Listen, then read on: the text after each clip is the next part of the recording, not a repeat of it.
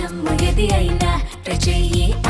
Chicken masala. Keralam CM Pinarayi Vijayan ఆరోపణలపై స్పందిస్తూ Telangana CM Revanth Reddy లేఖ రాశారు. 6 పేజీల సుదీర్ఘ లేఖను స్వయంగా సంతకం చేసి విడుదల చేశారు. కేరళ మోడల్లోని లోపాలను ఎత్తి చూపుతూ గత 60 ఏళ్లలో అక్కడ జరిగిన అభివృద్ధికి కేవలం ఎల్డీఎఫ్ ప్రభుత్వం మాత్రమే కారణమని చెప్పడాన్ని సీఎం తప్పుబట్టారు.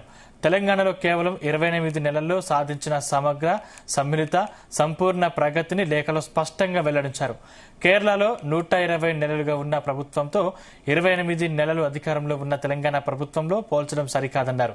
దేవుని సొంత ప్రదేశంగా గుర్తింపు పొందిన కేరళంలో శబరిమల బంగారు కుంభకోణాన్ని పినరయి విజయన్ సర్కార్ సమర్థించడం గమనిస్తుంటే విజయన్ ప్రభుత్వం కపటత్వ వైఖరి స్పష్టంగా అర్థమవుతోందని సీఎం రేవంత్ రెడ్డి విమర్శించారు.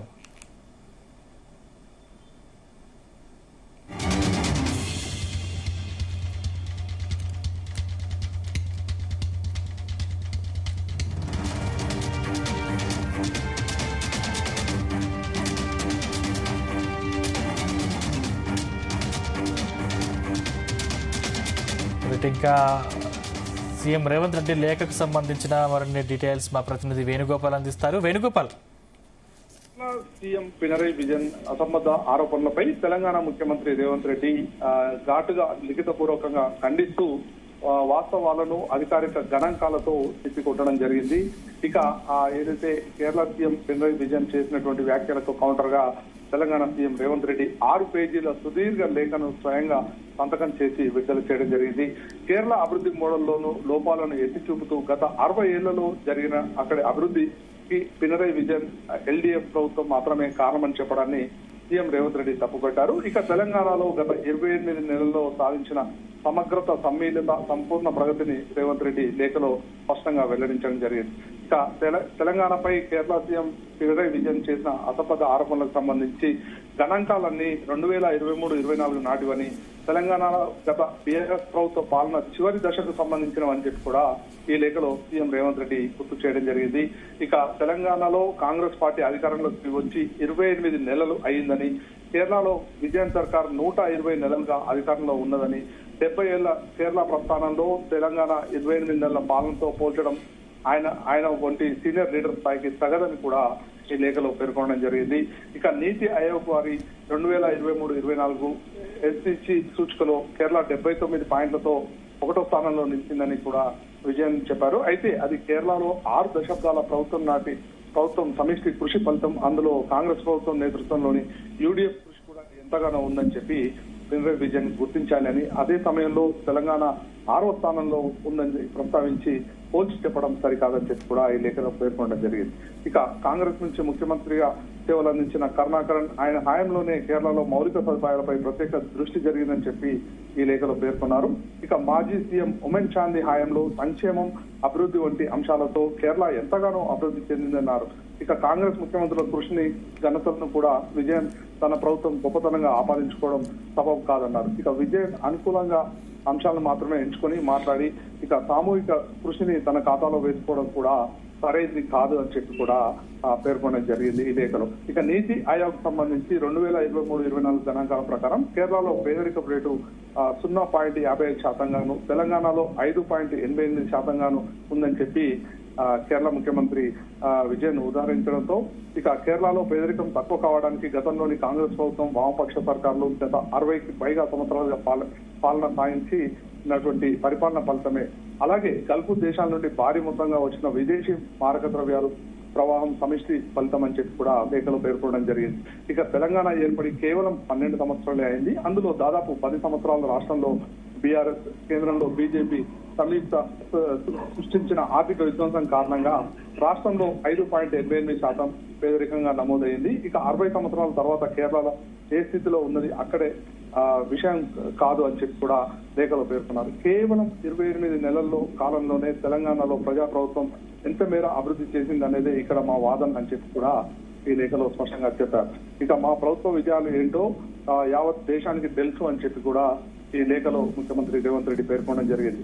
ఇక ముఖ్యంగా అక్షరాస్యత విషయంలోనూ తెలంగాణలో తక్కువ చేసి చూపేందుకు కేరళం అక్షరాస్యత రేటు 95.3% అని, తెలంగాణది 76.99% అని చెప్పి కూడా కేరళ ముఖ్యమంత్రి విజయన్ ఉదహరించడం జరిగింది. కానీ ఈ పోలిక చేసేటప్పుడు రెండు ప్రాంతాల భౌగోళిక, చారిత్రాత్మక, జనాభా అంశాలను కూడా పరిగణలోకి తీసుకోవాల్సి ఉండేది. ఇక కేరళలో దాదాపు చారిత్రక ఏదైతే కేరళలో ఉన్నటువంటి ప్రభుత్వం కేవలం గత ప్రభుత్వాలు చేసిన కృషిని కూడా తన ఖాతాలోనే వేసుకోవడం, ఇలాంటి వాటివి సరైనది కాదు అని చెప్పి కూడా ఇక్కడ ఈ లేఖలో పేర్కొనడం జరిగింది. దాదాపు 1800 సంవత్సరం ముందు నుంచే విద్యకు ట్రావెన్కోర్, కొచ్చిన్ సంస్థానాలు ప్రాధాన్యత ఇచ్చాయి. తీవ్రమైన ప్రాంతీయ అసమానతలున్న రాష్ట్రం నుండి 2014లో ఏర్పడిన తెలంగాణ ఒక దశాబ్దంలో రాష్ట్రతను 72% నుండి 76.9%కి పెంచడం జరిగిందని చెప్పి కూడా పాఠశాలలు, గురుకుల విద్యాలయాలపై గత ప్రభుత్వం నిర్లక్ష్యం వహిస్తే ప్రజాప్రభుత్వం ఈ కాలంలో పెట్టుబడులు పెంచి విద్యారంగం అభివృద్ధికి కృషి చేస్తుంది అని చెప్పి కూడా ముఖ్యమంత్రి రేవంత్ రెడ్డి పేర్కొన్నారు. ఇక మరోవైపు శిశు మరణాలకు సంబంధించి కూడా ప్రతి 1000 జనాలకు కేరళలో శిశు మరణాల కేవలం 5 మాత్రమే అని చెప్పారు. అమెరికాలోని 5.6 కంటే మెరుగైందన్న వాదన వాస్తవాలను వ్యక్తీకరించడం కిందకు వస్తుందని విజయన్ ఉదహరించిన అమెరికా గణాంకాలు మొత్తం దేశానికి సంబంధించినవి. ఇది అత్యంత అసమానతలు గల బీమా ఆధారిత వ్యవస్థ గల దేశంతో పోల్చడం సరికాదు అని చెప్పి కూడా ఈ లేఖలో పేర్కొన్నారు. ఇక మన దేశంలో తెలంగాణలో కూడా శిశు మరణాల రేటు గణనీయంగా తగ్గింది. రాజీవ్ ఆరోగ్యశ్రీ పథకం కింద ఒక్కొక్క కుటుంబానికి 10 లక్షల వైద్య సాయం అమలు జరుగుతుంది. ఇది ప్రజాప్రభుత్వ హాయంలోనే ఇది రెట్టింపు అయింది. 99.9% సంస్థాగత ప్రసవాలు రాష్ట్రంలోని ప్రభుత్వ ఆసుపత్రిలో వేగవంతమైన మౌలిక సదుపాయాలు కూడా ఏర్పాటు చేస్తున్నామని చెప్పి ముఖ్యమంత్రి ఇందులో ఆరోగ్యానికి సంబంధించి కూడా పేర్కొన్నారు. ఇక కేరళలో ప్రజారోగ్యం మెరుగ్గానే ఉంది, కానీ ఆ స్థాయి చేసుకోవడానికి కేరళకు 70 ఏళ్లు పట్టింది. ఈ 70 ఏళ్ల రాష్ట్రాన్ని 28 నెలల ప్రజాప్రభుత్వంతో పోల్చడం కూడా ఏమాత్రం సరికాదు, సహేతుకం కాదు అని చెప్పి ఇక లేఖలో పేర్కొన్నారు. ఇక మరోవైపు కేరళలో డిజిటల్ భూ రికార్డుల వ్యవస్థ ఎంతే భూమిని అధ్యయనం చేయడానికి తెలంగాణ రెవెన్యూ సర్వీసెస్ బృందం 2025లో తిరువనంతపురాన్ని సందర్శించిందని విజయన్ పేర్కొన్నారు. గత ప్రభుత్వం భూదందాలను నిలువరించేందుకే మేము భూమాత తీసుకొచ్చాం.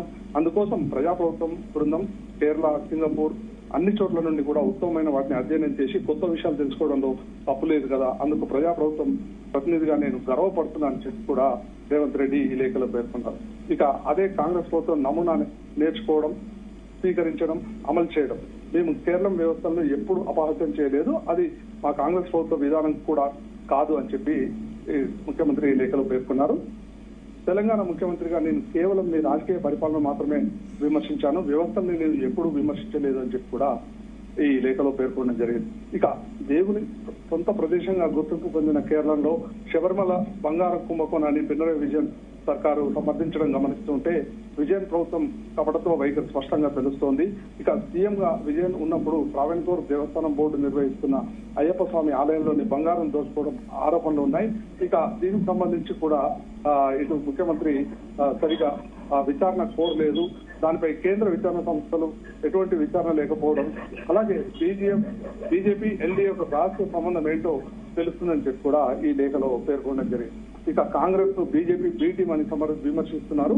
కానీ నా ప్రచార సమయంలో కేరళ సామాన్య ప్రజలు నాకు పదే చెప్పిన విషయం, విజయన్ ప్రభుత్వమే కేంద్రంలోని బీజేపీ ప్రభుత్వానికి బి టీం గా వ్యవహరిస్తుందని అన్నారు. ఇక దాన్నే నేను పునరుద్ధరించాను.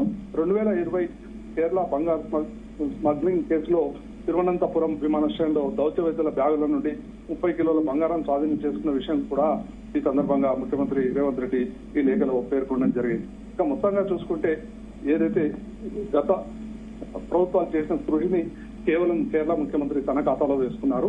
కానీ ఏదైతే ఈ పినరయి విజయన్ పరిపాలించిన కాలంలో సాధించినటువంటి ఘనతలు చెప్పలేదు అనేది ఈ లేఖ సారాంశం.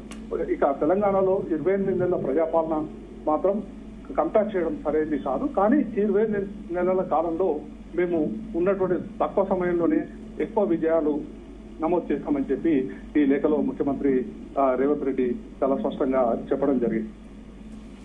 ఈ వేణుగోపాల్ అయితే కొద్ది రోజులుగా ఇక్కడ ఉన్నటువంటి ప్రతిపక్షాలు సీఎం రేవంత్ రెడ్డిని విమర్శిస్తున్నాయి, కేరళపై కూడా పరువు తీస్తున్నారంటూ కూడా ఇక్కడ ఉన్నటువంటి ప్రతిపక్షాలు నిలదీస్తున్నటువంటి పక్షంలో ఇక్కడ ఉన్నటువంటి కాంగ్రెస్ నేతలు స్పందించారా?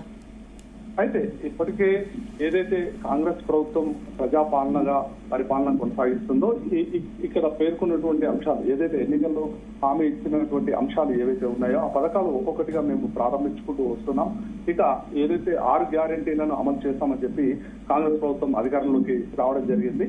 ఏదైతే ఈ 28 నెలల కాలంలో మేము చేసినటువంటి అభివృద్ధినే మేము కేరళలో చెప్పామని చెప్పి ఇటు కాంగ్రెస్ నేతలు కూడా చెప్తున్నటువంటి పరిస్థితి ఉంది. ఇక ముఖ్యంగా కేరళతో తెలంగాణను కంపేర్ చేసినప్పుడు ఈ లేఖలో కూడా ముఖ్యమంత్రి ప్రధానంగా చెప్పడం జరిగింది ఏంటంటే కేరళకు సంబంధించి గత 60 ఏళ్ల కాలంలో జరిగినటువంటి అభివృద్ధిని ఈ ప్రస్తుతం ఉన్నటువంటి ముఖ్యమంత్రి తన ఖాతాలో వేసుకున్నారు. కానీ కాంగ్రెస్ ప్రభుత్వం అలా చేయలేదు. మేము 28 నెలల్లో ఏదైతే ప్రజలకు సంక్షేమ ఫలాలు అందించామో వాటిని మాత్రమే మేము ప్రచారంలో చెప్పడం జరిగింది అని చెప్పి కూడా ముఖ్యమంత్రి రేవంత్ రెడ్డి లేఖలో పేర్కొన్నాం. అంటే ఇటు కాంగ్రెస్ నేతలు కూడా చెప్తుంది ఏంటంటే ఒక్కొక్కటి ఏదైతే మేము ఎన్నికల్లో హామీ ఇచ్చామో ఆ పథకాలన్నీ కూడా అమలు చేసేందుకు మేము కృషి చేస్తున్నాం. ఒక్కొక్క పథకాన్ని ప్రారంభిస్తూ ముందుకు వెళ్తున్నాం. ఖచ్చితంగా మేము ఏవైతే ఎన్నికల్లో హామీ ఇచ్చామో అధికారంలోకి రావడానికి అవన్నీ కూడా అమలు చేస్తామని చెప్పి ఇక్కడ కాంగ్రెస్ నేతలు చెప్తున్నారు. Thank you Venugopal.